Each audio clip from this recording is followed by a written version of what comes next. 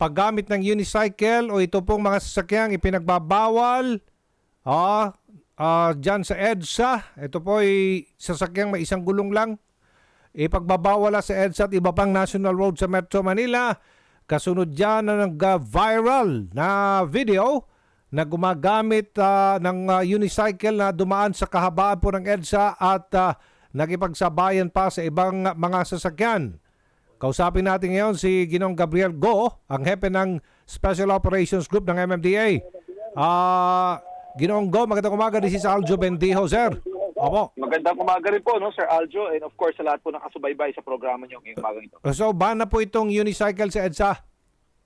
Ay, nako, actually tama kayo, Sir Aljo, no? Itong unicycle na nagba-viral po ngayon, he was traversing EDSA kahapon. Ito po ay linggo, no, ng hapon na dumadaan po sa kahabaan ng EDSA coming from Cubao all the way papunta po sa Shaw Boulevard. So makikita naman po natin dito po sa video na nagba-viral sa ngayon, napakadelikado po ng kondisyon na ginawa po ng itong rider na matatawag natin. Hindi ba pwede sa bicycle lane lang siya? Yan po, no. Actually, yung unicycle, supposedly dapat po nasa bike lane. Okay. Yan. Why? Because of the construction of this alternative transportation. So dapat po ito, pag gagamitin, dapat po yan nasa bike lane. Okay. However, makikita natin sa video na ito, siya po ay nakipagsabayan sa mga four-wheeled vehicles. At kung at worst, no, meron po ilang mga trucks na dumadaan po dyan sa EDSA kahapon, napakadelikado po talaga.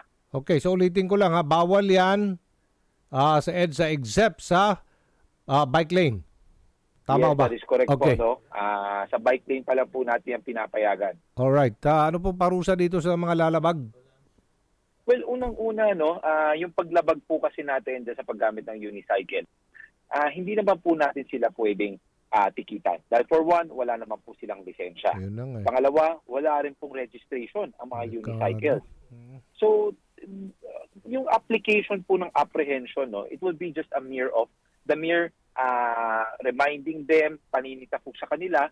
But when it comes to the actual violation or issuance of ticket, wala po tayong may issuehan dahil wala po silang lisensya. So that's the problem that we are looking into.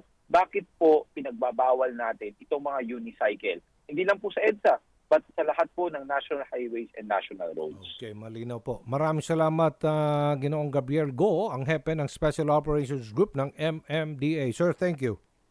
Maraming salamat po, Sir Aljo, and magandang umaga po ulit.